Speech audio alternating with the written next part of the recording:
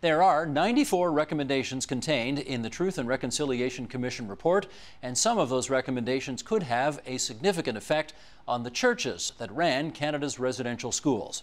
Joining us now for more, Fred Hiltz. He is Archbishop and Primate of the Anglican Church of Canada, and Jennifer Henry, Executive Director of Kairos. That's an interdenominational justice organization, and we're grateful to both of you for being with us on TVO tonight. I should say right off the top, because his absence will be glaring. Murray Sinclair, who of course the judge who was the head of the TRC, was supposed to be with us tonight, and literally just moments ago something else came up for him on his schedule, and he is therefore unable to join us. But I wouldn't want our viewers to think that somehow we were missing that voice on purpose.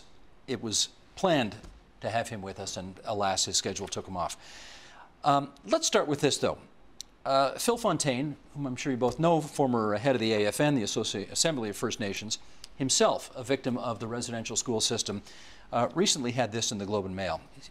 Phil Fontaine points out that there are now 3 times as many Aboriginal children in state care as there were at the height of the residential school experience.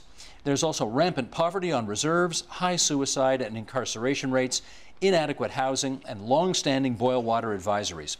The words of apology that were spoken by the Prime Minister were, quote, powerful, and the people were willing to accept that as a sincere apology. But they also expected that actions would follow those words. Jennifer, to you first. In the 7 years since Prime Minister Stephen Harper made the apology, very dramatic on the floor of the House of Commons, what actions do you think towards reconciliation that are of significance have you seen the Government of Canada make? I think we have a huge gap there. I think that they did create expectations, the words that were said, they were powerful words said, but I don't think those expectations have been met. And I think Indigenous organizations across the country, I think other Canadians are concerned that those words weren't lived into in terms of real policy change in this country. Archbishop, do you see expectations having been created but not followed through on? Yes, I think the language I hear around the apologies, both with respect to the government's apology and the church's apology, is whether or not the apologies are empty. And I think the criteria clearly is, okay, we say we're sorry, we've made an apology, what's the action plan? Do you think the federal government's apology to this date so far has been empty? I think it's been very weak. Weak, it's okay. It's not given survivors of the residential schools the kind of hope that was raised on the day the Prime Minister made the apology. How about the church's reaction to the apology? My own reaction the day of the Prime Minister's apology was that I was grateful that the other leaders also spoke on the floor of the House of Commons, and that members of the Aboriginal communities were actually able, on the floor of the House of Commons, to speak as well. I think that was what made the day as historic as anything the Prime Minister himself said. And do you think the Church itself has followed up its apology, which the Church did make, with appropriate action? Well, when the Primate of the Anglican Church of Canada made the apology in 1993, he stated very clearly, I am sorry, and repeated that several times, for the wrongs that were committed through the residential school system. And he also said very clearly, I know that words without actions are empty. And he committed the Anglican Church of Canada to a journey of healing and reconciliation. And I think that many people in the Anglican Church of Canada can see evidence that, in fact, there has been action that's accompanied the words. And I think that people feel encouraged by that. We still have a long way to go, but I think together the Church and many Indigenous communities are able to point to this and say, that's a good step. That's a move in the right direction. We're feeling hopeful. Let me get Jennifer's view on that. The Archbishop is right when he says it's been more than 20 years since his church apologized. Do you think there's been adequate action from that church in the interim? I think the churches have been striving to live into their apologies in different kinds of ways. I mean, I think they've tried to encourage every member in their congregations across the country to hear the truth, to take it into their hearts and to be changed by it. I think they've encouraged changes in attitudes and behaviors. I think they've understood their histories in new and different ways. I think they've taken symbolic steps, things like urging churches across the country to recognize what traditional territory their church is placed on, or to understand what treaty they live in the context with. And they have been engaged in advocacy for justice issues in the now. I think there's significant support to healing and reconciliation at the grassroots level. So there's been many significant ways in which the churches, I think, have been living out those apologies. But it's a long, multi-generational journey. Can I ask, sorry, Albert, you wanted to add? We just wanted to add, we've just come through, concluded yesterday, actually 22 days, in which our church has given opportunity for people across the country to hear each day, the 22 days being those between the opening day of the final ceremonies of the TRC in Ottawa and National Aboriginal Day, June 21st. Each day, through a 22 days website, people across the country, and particularly within our church, have been able to hear the story firsthand of a survivor of residential school or an intergenerational survivor. So to hear their story, to be able to express their own emotions in hearing it in the form of a prayer. And the other piece that's accompanied the 22 days has been the ringing of church bells from one end of the country to the other as a gesture of vigil, prayer, and remembrance of missing and murdered women. That project has just taken off across the church, and the beauty of it is that it has got people talking about the crisis. It's got people talking about the national tragedy of missing and murdered women, and I think it's going to have an amazing impact on how people at the grassroots level continue to talk about the residential schools experience and the sad and ongoing legacy of it. Jennifer, before I ask you the next question, let's put on the record, for starters, that I think the most accurate numbers, I think, are that the Roman Catholic Church ran 60% of the residential schools, the Anglican Church 30%, the United Church 10%. We put that out there for what it's worth. And I wonder if you could comment on how you see whether the approaches that those three churches have taken to try to find reconciliation are different at all. I think there are some differences. People in times of crisis, in times of trying to understand themselves, lean into their faith traditions. I think that they also have tried to engage with Indigenous people within their communities. So there are different perspectives there. There's not only one perspective. But I think there's a lot of commonality. I mean, Archbishop Hiltz delivered the church's response to the calls of action on behalf of all 4 of the historic churches. That was a shared response.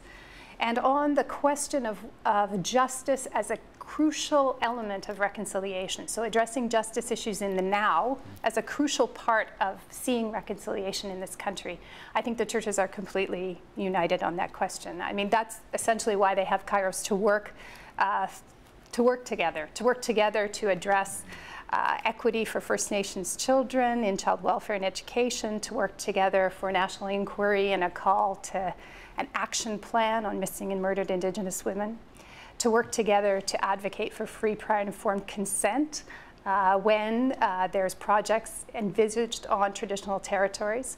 So the churches are united in that advocacy work and trying to engage their constituents across the country in that advocacy work, because they see that that's essential to addressing reconciliation in the future. Okay, because I just saw... One of the interesting things about the primate's apology going back to 1993 was in 2013, it was the 20th anniversary of the apology. Huh. And as the current primate, I went to our Anglican Council of Indigenous People and said, how do you think we should observe the 20th anniversary? And they came back to me and said, you need to establish a commission on the doctrine of discovery. You passed a resolution at the General Synod in 2010 repudiating the doctrine, but it's a resolution. What's the plan? How do we talk about this in the life of the church? How do we educate the church with respect to the long-term impacts of a doctrine of discovery, a policy of assimilation, and the legacy of residential schools? The man on the hot seat the day that the Truth and Reconciliation report came out was Minister Bernard Valcourt, and that picture which is pretty indelibly in the minds of anybody who saw it, of Tom Mulcair, the NDP leader, looking at him sort of with disgust at the fact that everybody else in the room was giving a standing ovation and Valcourt was seated in his place, mum, very quiet, perhaps understandably so, representing a government that just wasn't prepared to move on the issues that you've already referred to, related to the murdered and missing Aboriginal women. But here's what he had to say. He said, "This is an occasion for all Canadians to reflect on this dark chapter in Canada's history that has left a profound mark on our country. Reconciliation is not to forgive and forget, but to remember and change. The Truth and Reconciliation Commission has stated that reconciliation is a goal that will take the commitment of multiple generations." That's the minister, Bernard Valcourt, earlier this month.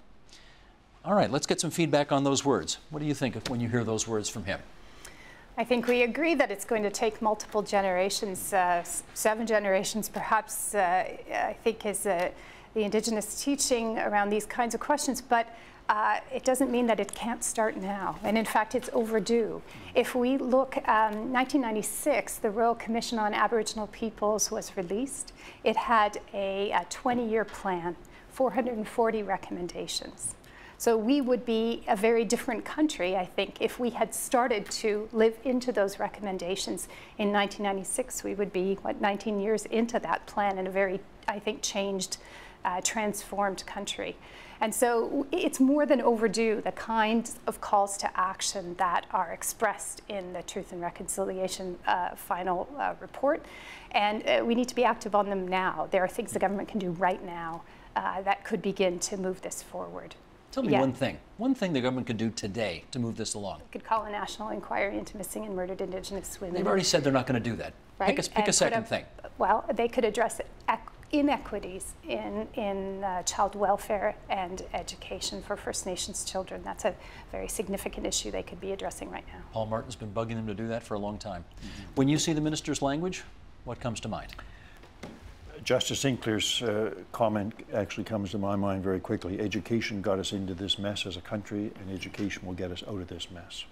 And I think that one of the encouraging signs I see is that there are a number of provincial jurisdictions across the country and territorial ones that have actually taken significant steps to include in the curricula in public schools the story of the residential schools. You saw the news from Manitoba just the other day, right? They're now going to have that as part of their curriculum. And there are several jurisdictions that are doing that. A number of colleges and universities are including this segment, this piece of Canadian history in public education, and the churches themselves. I mean, we of course advocate for this kind of thing, but as we do it, we need to make sure that inside our own circles, and particularly in the way we prepare ordained and lay leaders for the life of the church, that they too know this story. Here, perhaps, the two most astonishing words ever spoken by a Canadian Chief Justice in the history of the country. You know the two words. Here's the whole quote. A couple of days before the report was released, Beverly McLaughlin, the Chief Justice of the Supreme Court of Canada, delivered a speech to the Global Centre for Pluralism. The last two words in this quote are the two words that we've never heard a Chief Justice ever utter before. Look at the monitors here in the studio. Roll clip, please. Early laws forbade treaty Indians from leaving allocated reservations. Starvation and disease were rampant. Indians were denied the right to vote. Religious and social traditions like potlatch and sundance were outlawed. Children were taken from their parents and sent away to residential schools, where they were forbidden to speak their own languages, forced to wear white men's clothing, forced to observe Christian religious practices, and sometimes subjected to sexual abuse. The objective was, and I quote from Sir John A. Macdonald, our revered forefather, "Take the Indian out of the child," end quote, and thus solve what was referred to as the Indian problem. Indianness was not to be tolerated, rather it must be eliminated. In the buzzword of the day, assimilation. In the language of the 21st century, cultural genocide. Cultural genocide. A lot of debate about the advisability of using those two words. What do you think, Jennifer? I think that the churches have learned to try and stay open to listen to what Indigenous peoples are saying, what those whom they have hurt are saying. And increasingly, survivors are using that language. And I think it means that it needs to be listened to.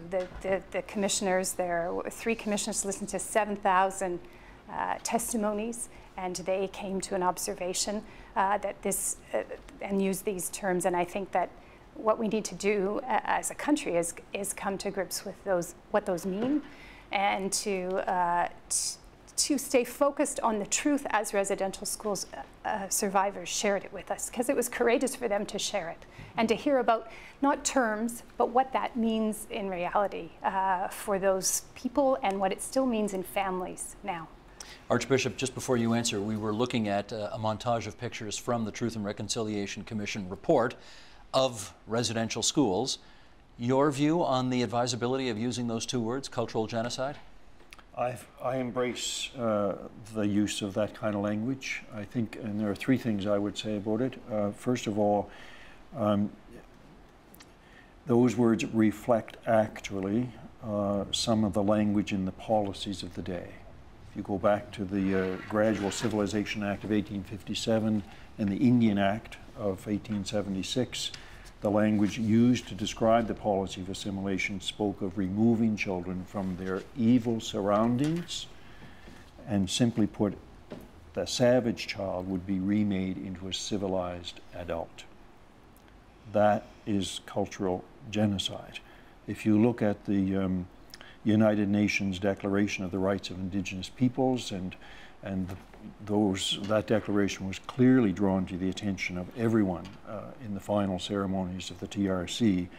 Articles 6 and 7 speak specifically about this matter. If I can just quote Articles 6 and 7, Indigenous peoples have the collective right to live in freedom, peace, and security as distinct peoples, and to full guarantees against genocide or any other act of violence, including the removal of Indigenous children from their families and communities under any pretext. Article 7, Indigenous peoples have the collective and individual right not to be subjected to ethnocide or cultural genocide, including prevention of and redress. Now, the TRC has made it very clear in their final report and their calls to action to all the parties to the settlement agreement, particularly to the governments and to the churches, that the United Nations Declaration of the Rights of Indigenous People is a framework, a roadmap, as the Secretary General of the United Nations has said, for moving forward. When we heard those calls to action and saw the centrality of the UN Declaration in the final report, the churches, in their joint response, simply made a very clear statement that the residential schools, by policy and sadly by practice, were an assault against Indigenous peoples in this country. You embrace those 2 words, but one of the better-known historians of this country does not. And here's Conrad Black writing in the National Post. He's many things, but he is also a historian.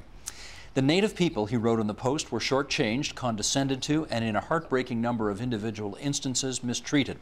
The Truth and Reconciliation Commission's belief that 5 to 7% of Native students in residential schools died in those schools is a horrifying accusation. But none of it justifies the invocation of the word genocide, which is a contemptible device to tar esteemed people like John A. Macdonald with the brush of Hitler, Stalin, Pol Pot, and others who set out to murder millions of totally innocent people. The policy, which was one of assimilation, acculturation, or even deracination, was misconceived, frequently unjustly administered, and the horror stories of what happened in the residential schools are the very worst of it. But the fact that the Truth and Reconciliation Commission employs the term cultural genocide is neither true nor conciliatory. Your view on that? We would have to agree to disagree.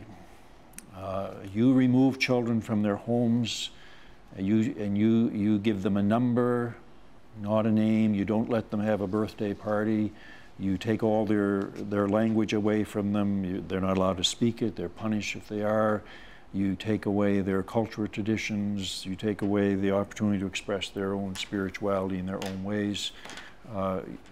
You are taking the heart and the life out of a child, you're taking the heart and life out of a family, and you're taking the heart and life out of a community. Jennifer, genocide is one of the most inflammatory words, though, you can use in the English language to describe anything.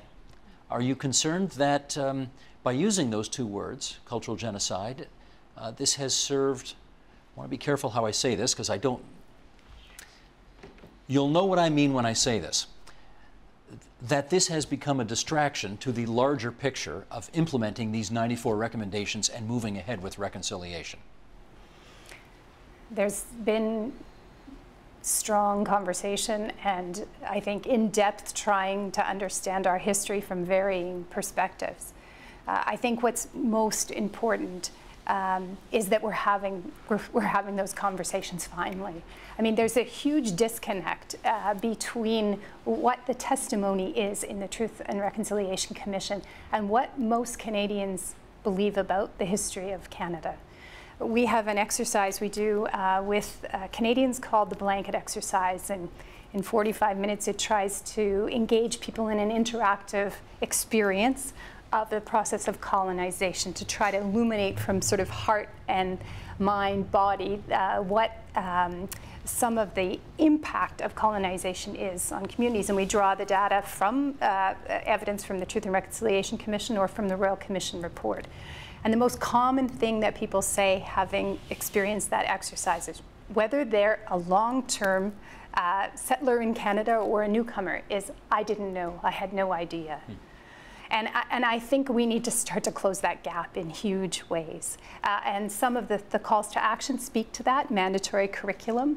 Mandatory curriculum not just in the school system, which I think is absolutely essential, but also in newcomer education, in citizenship education, so that people understand that they come into a history and that they also have responsibilities as treaty people in this country. So we need to start to close the gap, and we need to have a common history of our country. And I think the Truth and Reconciliation Commission report helps us to begin to get there. Archbishop, part of the history here involves, if you go back to the time, families were not informed.